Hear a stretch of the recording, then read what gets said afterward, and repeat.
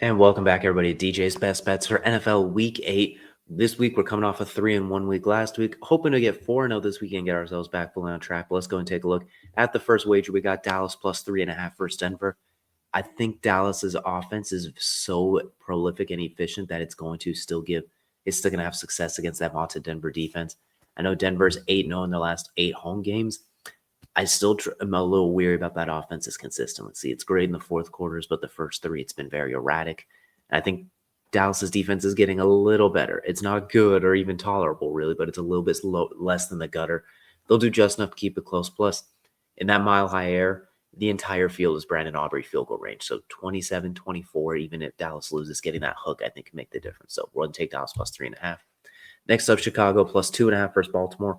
Was 6.5 when Lamar is expected to play. With him recently ruled out, they're still letting Baltimore be the favorite with Snoop Huntley at quarterback.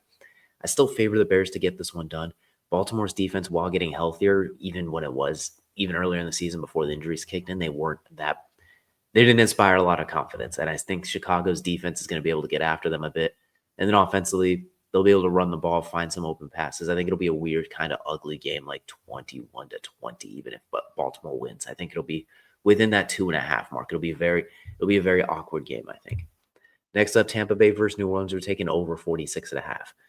Tampa Bay, I think, with starting to get healthier, starting to get a little more consistency and gel in the offense throughout the year. Mecca Buka's feeling good. I think Bucky Irving potentially could have came back, but if he doesn't, Rashad White's been admirable in his replacement. Tez Johnson, the whole crew, they're going to find a way to potentially get 30 on their own. New Orleans defense has been very, very suspect.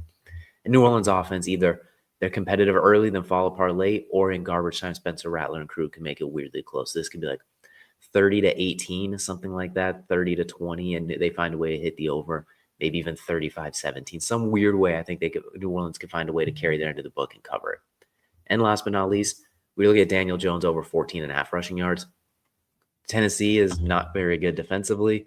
They've been got on the ground throughout the year. Jonathan Taylor hosed him in the first matchup. I expect him to fully lock in on that. Daniel Jones sneaks out the backside on a bootleg, a read option.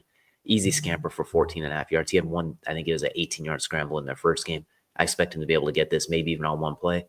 Parlayed together, you're looking at plus 1,261.